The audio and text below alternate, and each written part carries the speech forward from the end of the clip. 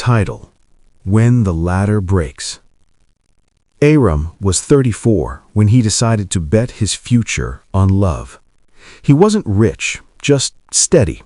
A modest income, careful savings, and a belief that if two people climbed together, the view at the top would belong to both of them.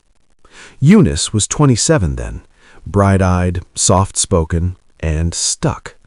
Her dream of becoming a nurse was real, but money kept shutting doors in her face. One night, under a flickering bulb in Aram's single-room apartment, he made the choice that would define his life. "I'll sponsor you," he said quietly. Eunice looked up from the floor where she was folding laundry. "Sponsor me how?" "School fees, books, everything I can. We'll manage." Her eyes filled with tears. "Aram, why would you do this for me?" He smiled. "Because when you rise, we rise."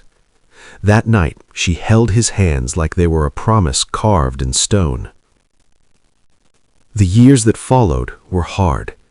Aram skipped meals, wore the same shoes until the soles begged for mercy, took extra shifts, borrowed money he was ashamed to ask for, and smiled through exhaustion whenever Eunice called, crying about exams or night studies. "You're my backbone," she once whispered over the phone. "And you're my future," he replied. Graduation day came like sunrise after a long storm. Eunice stood in her white uniform, radiant. Aram watched from the crowd, his chest tight with pride. He didn't clap loudly, he couldn't afford excitement, but his heart was screaming.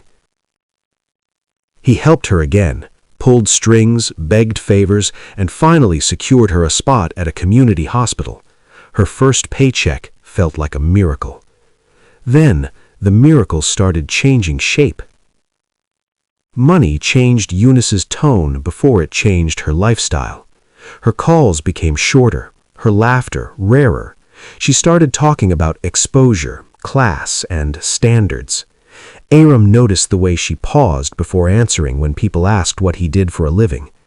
One evening, she asked him to meet her at a cafe he'd never been to.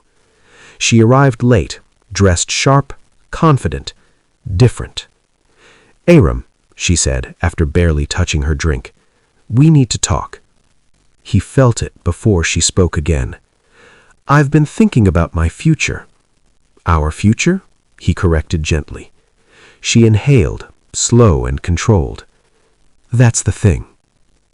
Silence stretched between them like a fault line.